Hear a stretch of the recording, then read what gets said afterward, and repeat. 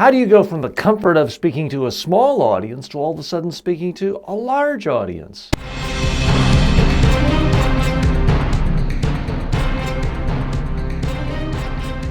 Speaking, the show about effective speaking in public, to the media, at work, and in life. Speaking with TJ Walker. This question comes from one of my online students, Pete Rouse from the Dallas-Fort Worth area. Pete writes, TJ, I've been a consultant my entire life and a past member of Toastmasters. In my consultancy, I often speak to small groups. It's interactive. Oftentimes there may be 4 or 5 of us in the room. Sometimes they're spread out across the country and it's a combination of online, offline meetings. I'd like to get to the point where I can speak to larger audiences and actually speak to larger groups on webinars. How do you really do this? Well, Pete, one of the most common problems I deal with, one of the most frequent questions I get from people I train in person is, TJ, I'm comfortable speaking to small groups of 1, 2, 3, 4 people. I get nervous, I get uncomfortable when I have to speak to a larger group. Now, for some people that means going from 2 people to sitting to standing talking to 6 people, or from 6 people to 20 people. Everybody has a different threshold. Once I had a client who said, TJ, I'm very comfortable speaking to small groups, but I get nervous speaking to large groups. And I asked him what that was. He said, yeah, small groups are 5,000 people or fewer. Large groups are 100,000. That's where I get nervous. So everybody has their threshold. For some of you, it may actually be 1 person you're comfortable with, and if it's 2 people you're uncomfortable. I want to give you a lot of tips specifically on how to get over this hump and get to the point where you're just as comfortable. Let's start first with this. Body language. Okay, for starters, most of us, when we are speaking to a larger group, completely change our body language. And what I mean by that is if you're really comfortable and you're sitting down and you're talking one-on-one with a good client, a customer, a colleague, someone you're familiar with, or you're talking to 2, 3 people, what tends to happen is you move your hands, you move your face, you move your head, you move your body. Everything's moving in a relaxed, comfortable way. And everyone just feels comfortable. You feel comfortable, therefore you're moving in a comfortable way. That comes across well, makes everyone more relaxed. It makes you relaxed when you're speaking. So that is why it works. Now, here's the problem when it comes to speaking to larger audiences is because we're nervous, we tense up. We physically tense our bodies. We see this with speakers all the time. I'm sure in your own organization or people you deal with, you've seen speakers who were great one-on-one, talking to 2, 3 people. You put them up on a stage in front of people and they're grabbing the lectern, they're stiffening their body, they're rigid, nothing's really moving except their mouth. And maybe they're rigidly holding up a clicker to move a PowerPoint slide. So one big problem people have when they're going from smaller groups to larger groups is just this idea that they have to be different and they stiffen themselves up because they're nervous. Now, you've heard the advice, oh, just be yourself, be natural. Unfortunately, that is worthless advice if you are going from speaking to a small group where you're comfortable to speaking to a group that's outside of your comfort zone, a much larger group. Because if you don't normally speak to 100 people or 1,000 people, and now you are, you're not used to that. So the natural thing is to be nervous. And when you're nervous, what do? You tense your body up, you freeze. And you're thinking, oh my gosh, how do I get out of here? How do I run out of here and save face? How do I get out of here before people throw rotten vegetables at me and point and laugh? That's the natural thing to do. And when you're doing that, it doesn't help. So the big challenge for most people that I find is not that I have to teach them how to speak in front of a large room of people, how to command a huge audience. It's not that I'm teaching them how to act differently. The big challenge for me is getting people to stop acting. The problem most people have when they go from working with a small group of an audience that they're presenting to a large group is that they start acting.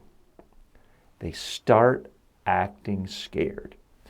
Once you start acting scared, it sets off a chain reaction of negativity. You freeze your body, you freeze your hands, you freeze your face. Your voice becomes monotone. You're not thinking clearly, so you all of a sudden use all sorts of devices to take pressure off of your memory. For some people, that means head down and reading the speech word for word so I don't make a mistake and I get everything just right. Well, that's obviously awful.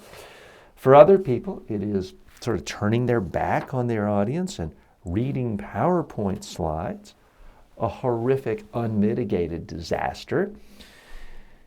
And that's a big problem. So the challenge is, how can you not act scared and do the things you do when you're in your comfort zone? So the problem many people have is all the things that work for them when they're talking one-on-one with a favorite customer, client, or colleague. They're being interactive, they're listening, they're giving examples, they're telling stories, they're giving case studies. They're not reading off of a script. All the things that work for them in that situation, now they're speaking to a larger group. They take all those things that work, all those successful tips, strategies, techniques, they ball them up and they throw them in the trash can, and they do something completely different to now speak to that larger audience. Big mistake. If you have something that works, stick with it. Here's one of the big secrets of some of the greatest speakers of all time, whether it's Bill Clinton, Ronald Reagan, Tony Blair. They don't sound any different or talk any differently when they're talking to 5,000 people versus 5 people or even 1 person. They speak in a conversational way. They give examples. They tell stories. They gesture. They move. They use the full range of their voice. Well, that's what all of us do when we're comfortable. So, Pete, that's my biggest suggestion to you, is you've got to do exactly the same things you do when you're comfortable talking to 2 or 3. Now, the big challenge, of course, is if you literally are scared, which it's normal to be scared, how do you do the things you do when you're relaxed? There, unfortunately, you're not going to like my answer. Some of you who are regular listeners of this will say, I've heard this before, but it just bears repeating. You have to practice your presentation on video until you're really comfortable with it and you see exactly how you want to come across. And then you follow that. That becomes your role model when you are doing the speech in front of 100 or 1,000 or whatever your definition is of a large group. You've practiced it on video. You know how you want to come across. And at that point, you're basically going through the motions because you want to do it as you did in practice. That leads to the second part of your question, Pete, which is how do you address larger audiences if you're doing a webinar that's nationwide or worldwide, and you have perhaps thousands of people watching you live on a webinar? Again, Pete, it's the very same thing. Don't think in terms of, I'm now addressing thousands of people. I'm glad all of you are here today in this vast. No. Talk as if you're talking to one person. And you'll come across more interesting, more likable, easier on the ear, more engaging. So don't even visualize thousands of people out there.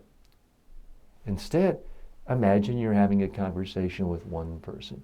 If you do that, you'll come across extremely well to the entire audience, I promise you. Good luck, Pete. For a free, no obligation online public speaking or media training course, go to MediaTrainingWorldwide.com and start learning today.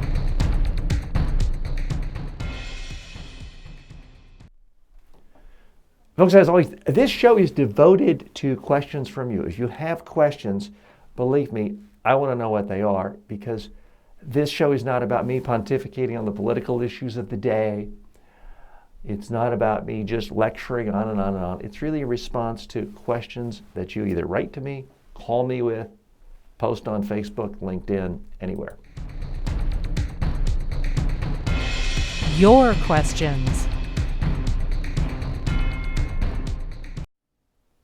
And now let's take another question. This one comes from Tara, another one of my online students. She says, TJ, I haven't done a TV interview yet, but I'm certainly spoken in front of a live audience plenty of times. If there's anything I find a little bit confusing, it's what do I do with my hands for a TV interview? Now, Tara, a lot of debate about this and confusion. Many people think that what they're supposed to do is hold their hands. Oh, it's not professional to move your hands.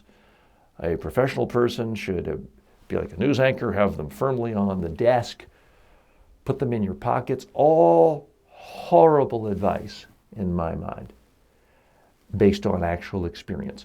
What you should do with your hands for a TV interview is exactly the same thing you should do with your hands when you're giving a speech or a presentation. You shouldn't move your hands. When you move your hands, you move your body. When you move your body, you come across as much more relaxed, more comfortable, more confident, more authoritative. The second you freeze your hands, you're freezing your arms, freezing your shoulders, you're freezing a part of your body that tends to get into your vocal cords, and you come across as much less comfortable. Also, you can sound a little more monotone and flat and contrived and not conversational. Kiss of death. So I would recommend that you move your hands. Now, a lot of people worry about, well, TJ, if the camera is only showing 8 inches below my chin and I'm gesturing lower, then it won't be seen. Don't worry about that. Because if your hands are moving, then your body's moving a little. Your face is loosened up, and you'll probably sound more conversational. So I think people waste way too much time trying to frame it. When you're in an interview, you don't want to be thinking about, how do I frame my hands just straight, and do I bring my right hand up 6 inches? No, you just want to move your hands. Now, it is true that if you're giving a speech in front of 1,000 people, you may have bigger gestures. And forgive my podcast audio audience, I'm now gesturing with my arms all the way out, and for people watching this on YouTube and Facebook and Vimeo, you can't see my arms. They're just sort of cut off, and that looks a little strange. Whereas if I were doing a speech and you could see my whole body, having occasionally your arms all the way out or way over your head might make sense. So that's really the only difference when it comes to how you move your hands on TV. Is it's a little bit tighter. You don't really want them up over your face. Again, for those of you listening, I'm gesturing over my face, and it's a little distracting for those watching the video.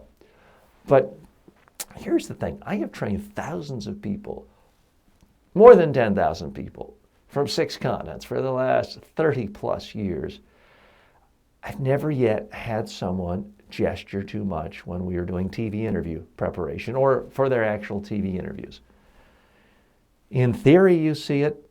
You see Will Ferrell on comedies where he's the race car driver, nervous, and he's gesturing wildly. But in reality, that isn't what happens. The far bigger problem is we freeze our hands, sit on our hands, clasp our hands in front of ourselves as if we have to go to the bathroom. That is the far, far bigger challenge. So keep that in mind. The thing to do with your hands is to move your hands. Now, here's the advanced tip. Unless you're doing TV interviews every day, you're likely to be nervous when you're doing a TV interview. When you're nervous, you freeze up. What I would recommend is very consciously think when you're answering the first question on that TV interview. Consciously think about bringing one of your hands up and then both of your hands up. You're essentially priming the pump. And when you do that, it gets things going. Then after you're talking for a few seconds, then you can get in the group, focus on what you're saying, and not have to worry about the hand gestures. A question for you. So here's my question for you. I want to know, how many times have you really seen somebody moving their hands wildly and gesturing way too much on television? And I don't mean a comedy TV show. I mean an actual news program, talk show. And how often is that a problem? Maybe you remember one, but let's not forget, you've seen tens of thousands of people interviewed on TV shows in your life. So if it's 1 out of 10,000, that should tell you in relative terms how big a problem that is. But I'd like to know. Give me an example. Send me an email. You can always write info@mediatrainingworldwide.com. You can post a comment if you're watching this on Facebook or our LinkedIn page or YouTube. And you can always send a tweet at TJ Walker. I'd like to hear from you on that. As always, this program is interactive. We're here for you. Send me any questions. By the way, if you like this program, do me one favor. Well, actually, 2 favors. Make sure you literally subscribe in iTunes, number 1.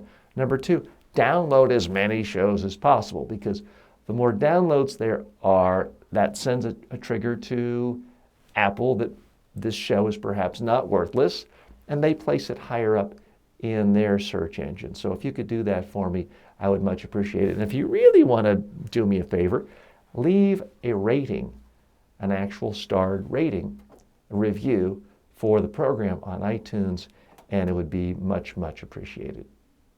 As always, may all of your presentations in life be a huge success. Speaking with TJ Walker is the #1 rated daily streaming TV and radio show devoted to all aspects of speaking and communication. If you received value from this show, then please subscribe to it at mediatrainingworldwide.com. Please review the show, leave comments, and share it with your friends and colleagues today.